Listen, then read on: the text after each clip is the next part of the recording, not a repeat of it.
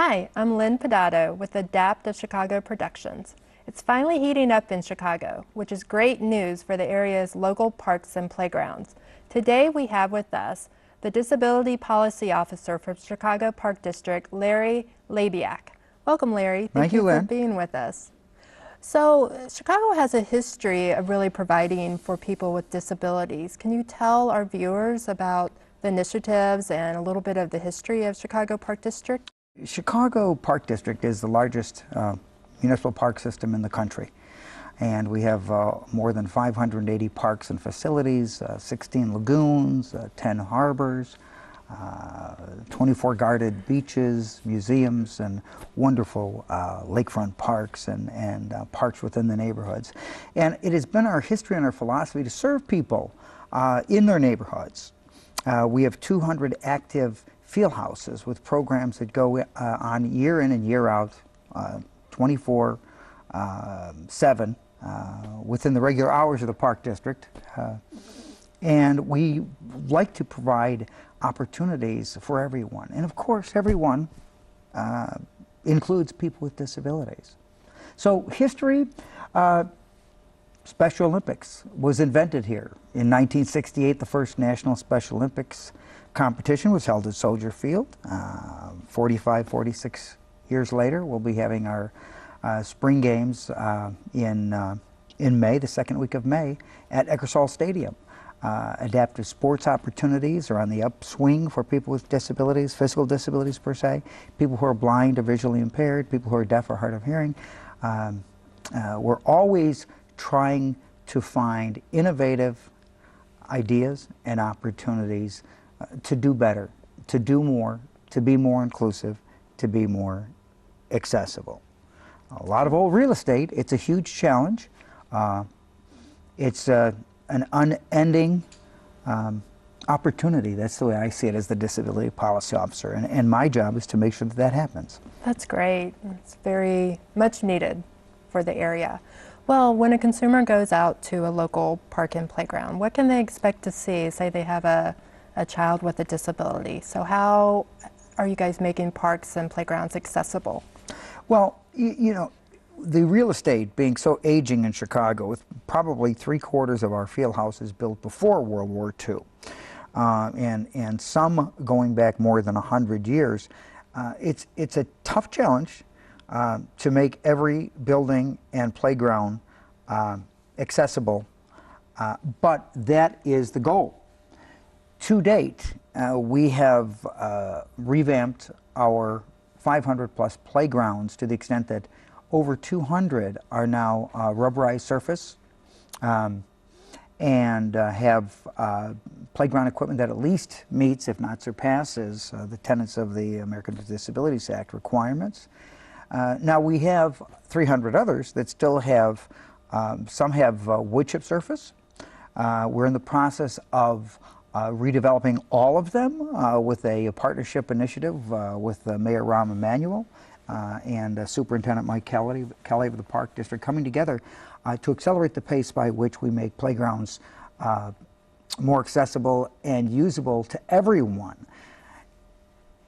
If I had my druthers, all 500 would have a rubberized surface. Unfortunately, the cost is about 3 to 4 times more for a rubberized playground than a playground with an engineered wood fiber surface.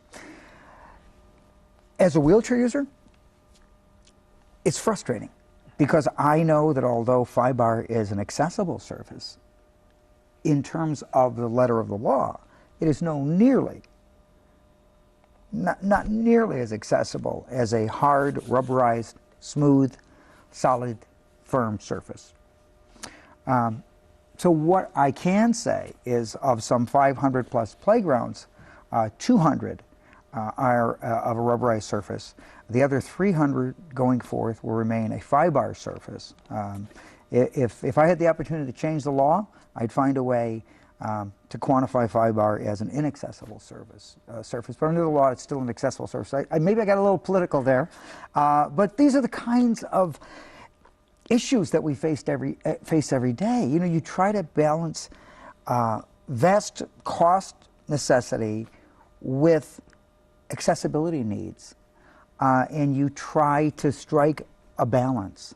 I'm partially administrator, I'm partially advocate, and I walk the accessible fence line every day in my role. But it's something that you never stop working on. Now recently we have completed a major ADA capital campaign in which we spent $25 million to revamp 26 parks and their buildings, of which there were 35.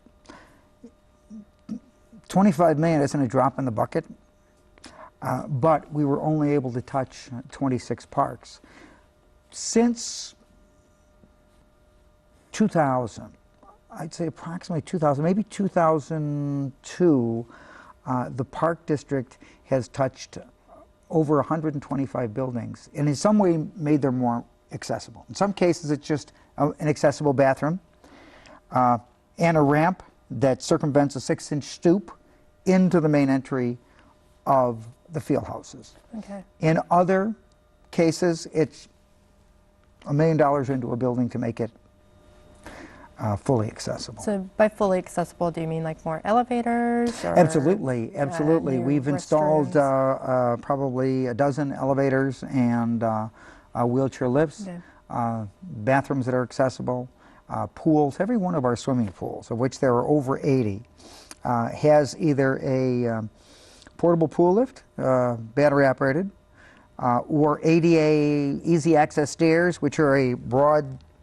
staircase, or zero depth or ramped access, of which there are only a handful of those 80 plus.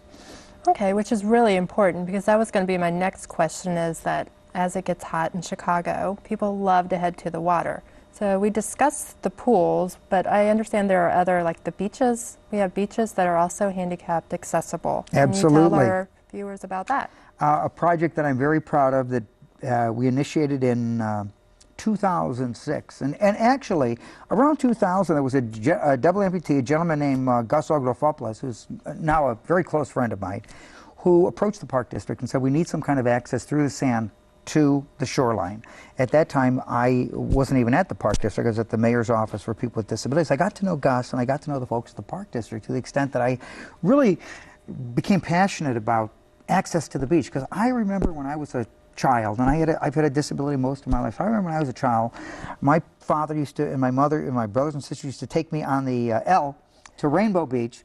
My dad would throw me on his shoulder, or one of my older brothers, and then traipse through the sand 200-300 feet with my chest bouncing on their shoulder, plop me down, we'd take off my braces, and I can't remember how I got in the water. Maybe they dragged me through the sand, but I'm sure we used a small wheelchair or something more forgiving than that MO. But when we installed a solid beach walk at Rainbow Beach several years ago, I tell you, I go out there and I push through the sand, and I just kind of look up and say, hey Dad, how do you like me now? Because I'm so happy that people with physical disabilities can get down to the water. And it's still an unknown phenomenon. We have 16 of 24 guarded beaches throughout the Park District, in other words, across the lakefront, that have a solid beach walk. Wow, that's impressive. So 16. To within 20 feet of the sand. Now the water level has been rising and descending the last several years, so it's tricky to keep that ramp or that endpoint within 10. It's usually where the dry and the wet sand meet at high tide from the water. So I would hate to have someone go to the beach and say, hey Larry, what the heck, it's 50 feet away. Well, darn it, the water's dropped in that particular beach, and it varies beaches to beach. Now with the snow we've had and this horrendous winter that we've thankfully just passed, certainly we do expect the water levels to be up, and that can change the problem the other way. But we're always working to keep those beaches accessible. So people can go to our website, chicagoparkdistrict.com, click on accessibility, and we have a page that will tell you, will give you an embedded opportunity to find, it'll take you to the beaches page, or just go to beaches, and there will be a list of information on the website as to which beaches have a beach walk. But I mean, we're talking, on the north end, way up off of Sheridan and Toohey, all the way down to the far southeast side, Calumet Beach, Rainbow Beach, both have beach walks, and many in between. Which is great. So there should be a beach close by that hopefully a family can access. And I would say over half of them have parking. Great. And a fully accessible beach house. In other words, you can use the bathroom. You should be able to purchase concessions if that is a site where concessions are sold. You know, the other part of my job is policy development and innovative program development. So if an individual finds that something's lacking or they need more information, I absolutely encourage them to either call the Disability Policy Office at 312-742-5097, or again, you can, if you have computer access, accessibility at chicagoparkdistrict.com, or again, go right to the website, find the Disability Policy Office drop-down, and the information should be before you. And there are parks and park facilities that are not accessible in the physical space to people with disabilities. And so I want to know where those issues are that impact individuals, and we want to make sure that we prioritize barrier removal as we continue to do, and that we've done since we initiated our first ADA transition plan over 20 years ago, which we've recently revised going forward. So I'm it's soup to nuts as it relates to disability and accessibility. Well, it's important. You have to plan for the future.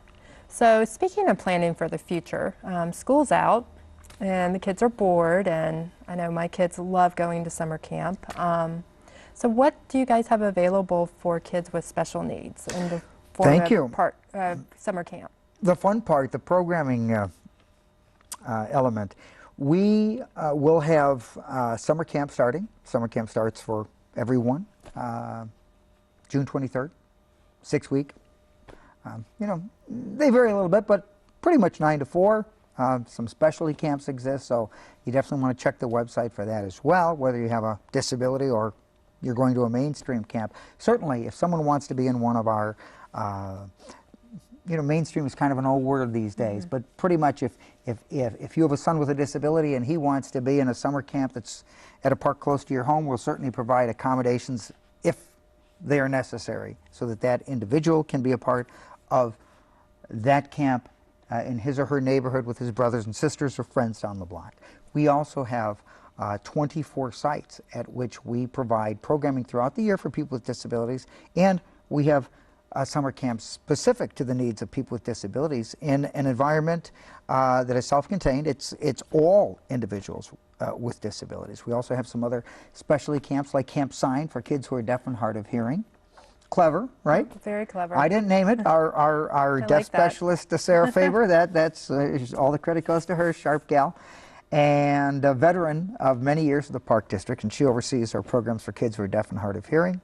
We have Paralympic programs throughout the year for individuals who are blind or visually impaired. Through our Special Rec Department, all of the programming emanates from the Special Recreation Department. And so camp opportunities exist, and I would encourage individuals who want specifics to either go online, and if they need more information, again, to click on, to type in Special Recreation online and contact our Special Recreation Department for more information. They can contact my office, and I would be very happy to gear them in the right direction. So it's just great for them to know, I think, that the opportunities exist if they weren't aware. So it's just wonderful. Absolutely, and it's not just kids with physical disabilities, but kids with invisible disabilities, children with autism, again, deaf, blind, hard of hearing. We really want to know, and we have a history of and a philosophy of how can we do it better? How can we be the best park district, not only as we believe we are nationally on a general sense, but specifically for people with disabilities and their families as well. It's very important. Unending task. Well, it's like everything. I was thinking when you were talking about the parks and revamping the buildings, it never ends. I mean, if you own a house, there's always, you finish one thing and then you move on to the next, but it's never going to end. There's always going to be something that has to be worked on and improved. And we're trying to, change takes time. It does, and you know, we're trying to do a better job in letting people know where accessibility exists. We're going to be instituting on our website a kind of a level 1, 2, 3 for our field houses, so that an individual can get a sense of, is it an accessible site? Is it a partially accessible site? Is it limited accessibility? What would I say by limited? Level 3, limited accessibility. Hey, if you're a guy or gal like me, use a wheelchair or some other adaptive device, call first. Or bring a friend, because you might need help circumnavigating certain areas of the field house. Okay. Well, Chicago loves baseball, and I've heard that the Park District also offers opportunities for people with disabilities to engage in America's favorite pastime. Can you tell us a little bit about that?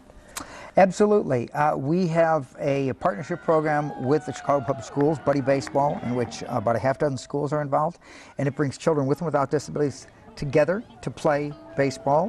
That's a phenomenon that happens in the spring semester at a particular number of schools. You need to be a student involved in the program at that school to be a part of that, but we're also always looking for youngsters with disabilities who would like us to include their school, or youngsters without disabilities who want to have more exposure to kids with physical disabilities. We're also big on wheelchair softball, and this year proud to say that we're hosting the Junior National Wheelchair Softball Tournament, August 7th to 9th. The finals will be at our permanent wheelchair softball field. It's been in place for over 11 years at California Park, at Irving Park in California on the northwest side, adjacent to the McFetridge Sports Center. We also have 2 adult wheelchair softball teams. The rehabilitations to the Chicago RIC Cubs play. That's their home field, Cubs Care Field at California Park, and they have for over a decade, as I mentioned. We also are developing a Chicago White Sox wheelchair softball team. Now, men and women play together. And the kids, you know, we're talking kids, 7 to 18 years, and then they elevate into the adult programs if they want to continue. But we are particularly looking for veterans with disabilities to field and be a part of this White Sox team. I have been pushing for this for the last 2 summers. You know, I have a theory, with the higher technology developments of prosthetic limbs, I find less veterans with physical disabilities are willing to sit down and use the chair as an adaptive device to excel in sport. You know, we have so many players that are amputees or maybe have an orthopedic disability, only use the chair when they come to the field. They drive up, grab the chair out of the car, put it down, take off their artificial limb or prosthetic device, plop into the chair, play, exercise, work out highly competitively, reverse the process, put the chair back in the car. Now, there are a lot of folks that are paraplegics. Every wheelchair softball team requires, by rule, minimum one quadriplegic on every team. So we try to balance the involvement to the extent that it's not just people with the least amount of disability who get to play. But we are looking actively for veterans with disabilities to play, and we're looking for anyone with a physical disability. We're trying to develop more junior softball teams in this area, and working with our friends at the Special Rec Associations in the suburbs to do that. Our Special Rec Department, Dan Ferreira, is doing that, so that we have a large number of teams at the Junior National Softball Championships in August.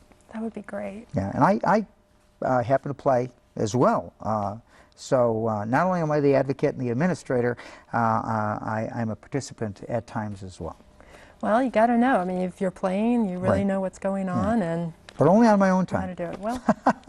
So you're looking for veterans. Do they also go to the same website in order to find out more information, or is it a different? Absolutely. Absolutely. Any veteran interested in playing, whether he or she is 20 or 60, can contact, again, accessibility at chicagoparkdistrict.com. Call my office directly. I'd be happy to share that information with my colleagues in the Special Rec Department, or they can reach out to the Special Rec Department directly. And does Chicago, do you guys rely on volunteers to help make this all happen, as you described the softball? And how would people get involved if they wanted to help out? I sighed because, you know, we're always looking for individuals who want to volunteer and help. And again, same way we will route them appropriately. I have a veteran who is in his 50s who is currently a student at Chicago State University in recreation. Later in life, went back to get his degree, and he is thrilled. He volunteered for a wheelchair basketball tournament because we hold men's and women's tournaments throughout the year and kids tournaments. We just finished that season. And by the way, we co-sponsor a junior wheelchair basketball team with the Rehabilitation Institute of Chicago, the Chicago Skyhawks. There are two of them. There's a prep team, kids 8 to 13, and then the varsity team, youngsters 13 to 18. Our prep team just finished second, runners-up, national championship runners-up at the National Wheelchair Basketball Tournament. Awesome. So we're thrilled. In 4 years, they have made great strides, and it's a great partnership. And we partner with Lincoln Park Boat Club. We partner with Chicago State University. We partner with the Mayor's Office for People with Disabilities. We partner with so many entities. Midwest Wheelchair Sport and Social Club, which is an adaptive sports organization on the south and west side and in the south and west suburbs. So we're always looking for groups and individuals to partner with and volunteers. I mean, whether an individual has some background in coaching or not isn't a necessity. We'll train you on the job, and if an individual merely wants to come out to help unload and load sports wheelchairs into our storage areas that exist at California Park, or whether they want to be a part of an opportunity at the beach and help some individuals, utilize one of our beach chairs. I didn't mention that earlier. We have chairs with large air-filled wheels, and there are people that sometimes come to the beach and might need a push. Certainly we can link you with an individual if you have that type of desire as well. But wheelchair softball, always looking for good folks to help us. Oh, that's great, because it's important for people to get involved in the community and to give back. So it's great to know that there's opportunities available with the Park District. And it's a heck of a lot of fun. You know, this is competitive sport, and if you like that and you like the sunshine in the summer, and who doesn't, then we'd love to hear from you. Well, nothing could be better. Well, thank you so much for joining us today. I really appreciate it, and letting our viewers know more about the Chicago Park District. And thank you for joining us today. Have a great one.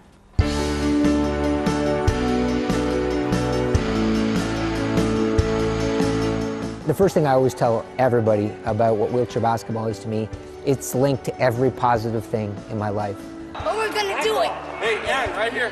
Playing wheelchair sports has not only introduced me to my independence, but it's given me assurance, a sense of normality. It's a sense of community, and it's fun. Basketball is a worldwide sport. It's played everywhere. Aaron, you're fast enough to get past that ball, okay? Wheelchair basketball for our kids today is probably one of the best things that can ever happen to a child with a disability. It's motivating. The same way you get better every practice, you see you can make your life just a little better every day. Turn it! It feels good, like NBA kind of, but in a wheelchair. And people are cheering us, yay, go on! It's given me like a key to unlock the real me. The effort, I enjoy it so much, the sport. It's amazing.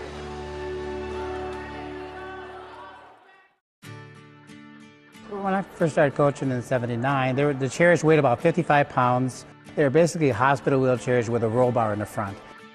And now the chairs have gone to where they're about 15 pounds, titanium, racing wheels, cambered, and with a fifth wheel. I mean, some of these guys are just incredible athletes. I mean, the quickness of their hands to be able to maneuver the chair and maneuver the ball at the same time. 1, 2, 3, yes!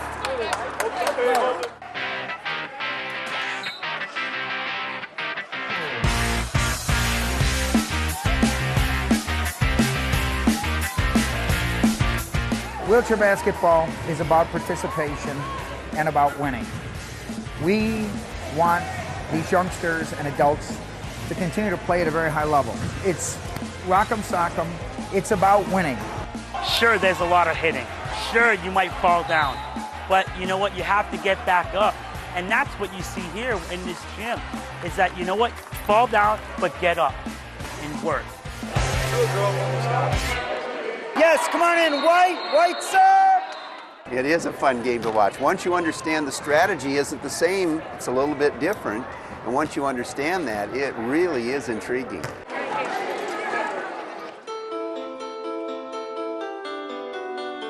I was 11 years old, and I was out with a bunch of friends, and they were playing with a gun, and the gun accidentally fired, and it hit me. And it was a tough road. It was tough to adjust to that. George is one of our first young athletes at about the age of 14, and he gets involved in wheelchair sport. All of a sudden, he's a part of a team. It's amazing. I'm 42 years old now, so I've been playing since I was 15 years old. And I just see it just expanding and getting greater, and I want to be part of that. Well, 14 years ago, George was featured as a young coach of the Rolling Rebels team. At that time, he talked about how much the sport had meant to him, and that's really where he came of age as a young adult and started to reach out to youth with disabilities. There shouldn't be a reason why that big guy should be beating us down. We're faster than he is. To persevere, to push forward, to exercise, to train, to try hard, to get better every day, you have to push forward in everything you do, and you apply that to sports and life. It's not just sports, but in life.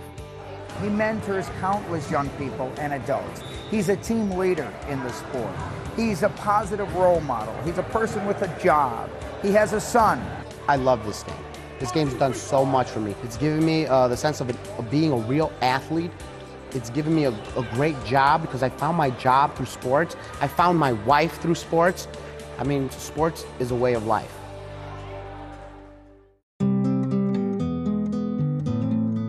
I was injured in a car accident when I was 6, and for the longest time I was told I couldn't play, and I couldn't do this, and I couldn't do that.